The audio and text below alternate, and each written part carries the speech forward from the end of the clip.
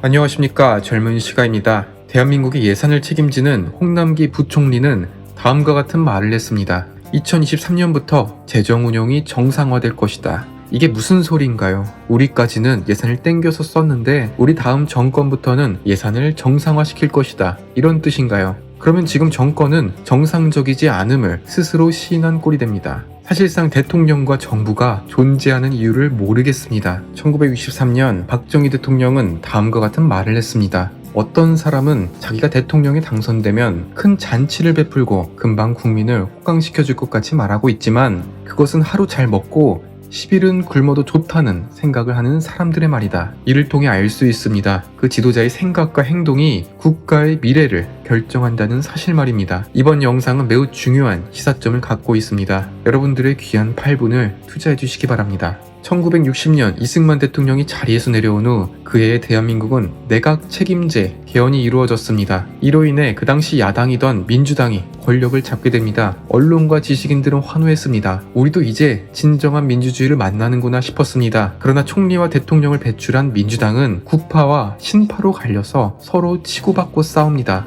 이에 차라리 이승만 때가 나았다며 시민들은 이 무능에 대해 집단으로 항의하고 사실상 무정부 상태가 되었습니다. 그리고 1961년 5월 16일 육군소장 박정희는 정권을 장악합니다. 제일 먼저 한 것이 정당과 노조를 해산시키고 언론 또한 폐쇄하였습니다. 사실상 헌법과 사법부의 기능을 무력화시키고 스스로 1인 독재 체제를 구성하는 듯 했습니다. 그러나 다른 나라의 독재자와는 정반대의 모습을 보입니다. 우리가 이렇게 쿠데타에 나선 것은 지금 정부가 제 역할을 하지 못하기 때문이다. 오히려 나는 진정한 민주주의를 국민에게 돌려주기 위해 나선 것이며 정권을 민간에 넘기겠다고 발표합니다. 그리고 대통령제로 헌법을 바꾸며 민주공화당 후보로 선거에 나갑니다. 그리고 민주당에서는 윤보선이 다시 대통령 후보로 나섭니다. 그리고 5대 대통령 선거가 시작됩니다. 박정희 대통령은 농업과 공업의 동시 성장을 주장했습니다. 중농 정책에 힘을 기울이고 종합 제철과 기계,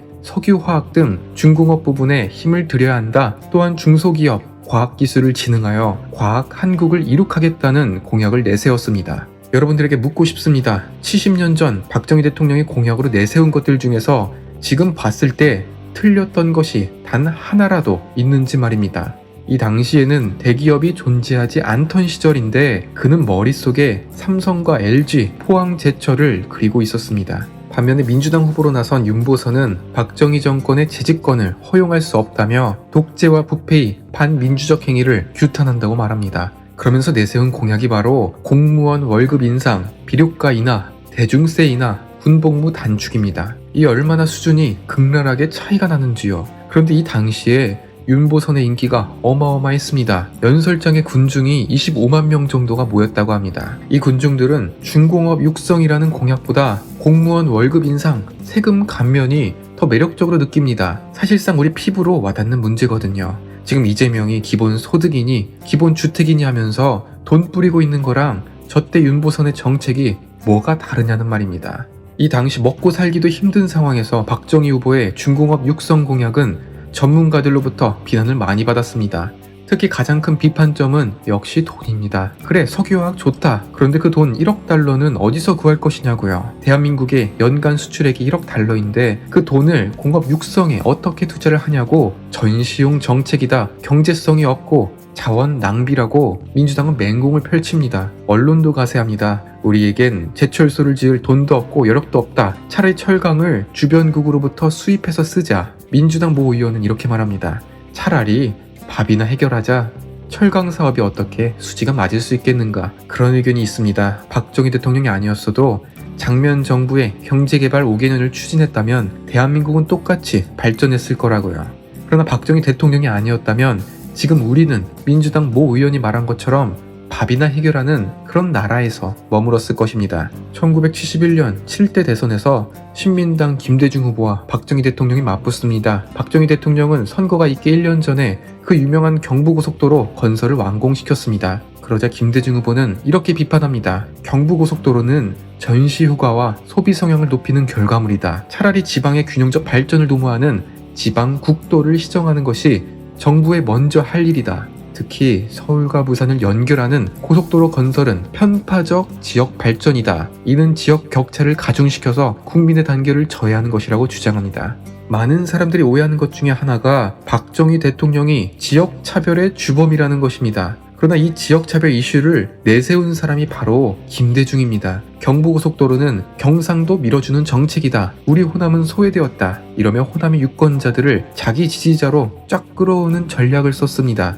결국에 선거만 이긴다면 국가가 분열되어도 상관없다는 것이죠. 박정희 정부가 경부고속도로를 지을 때 김영삼, 김대중 두 사람은 건설 현장에 찾아가 굴삭기 앞에 드러누워 반대 시위를 합니다. 공사비가 당시 예산의 약 23%에 달하기 때문에 이는 국가를 건 모험이라고 비판한 것이죠. 이때 김대중의 공약은 이것입니다. 5,000원 쌀 한 가마를 1만원에 사드리겠다는 허무맹랑한 정책을 선보입니다. 5,000원짜리를 국가가 만원에 사주면 농민들은 당연히 이득입니다. 이게 바로 이중고가제라는 정책으로 정부가 쌀을 농민으로부터 비싸게 사들여서 낮은 가격으로 소비자들에게 파는 제도입니다. 이를 통해서 쌀 가격을 안정시키고 농민의 생산 의욕을 고취시킨다, 이런 그럴싸한 의도를 갖고 있습니다. 그러나 현실은 농민표 갖기 위해서 내민 공약입니다. 그러니까 누구는 경부고속도로를 지으면서 국가의 백년대계를 그리고 있을 때 누구는 국가 세금을 통해서 농민표를 빨리 얻을 방안을 궁리한 것입니다. 지금부터 박정희 대통령의 어록을 보겠습니다. 1967년 바르게 알도록 하고 바르게 판단하도록 하고 바르게 행동하도록 하는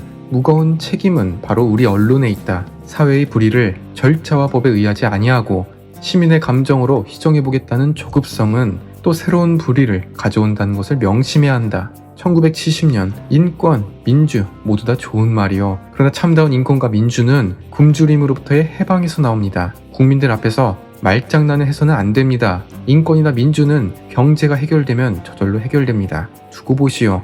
모든 결실은 나보다 오래 사는 세대에게 돌아갈 것입니다. 다시 현재로 돌아가 보겠습니다. 이번 홍남기 부총리의 발표에 따르면 2020년 예산이 전년 대비 8% 증가한 604조입니다. 대기업과 자영업이 망하면서 근로를 통한 세금 확보는 확 줄었지만 집값을 3배, 4배 올린 덕분에 종부세니 양도세니 세금을 쓸어갔습니다. 솔직히 지금 아파트값 올라서 좋아할 이유 없습니다. 내 아파트만 올라야 돈을 버는 건데 다른 집도 다 올랐습니다. 지금 국가 채무가 1068조입니다. 그런데 박근혜 정부 말기에는 500조 수준이었습니다.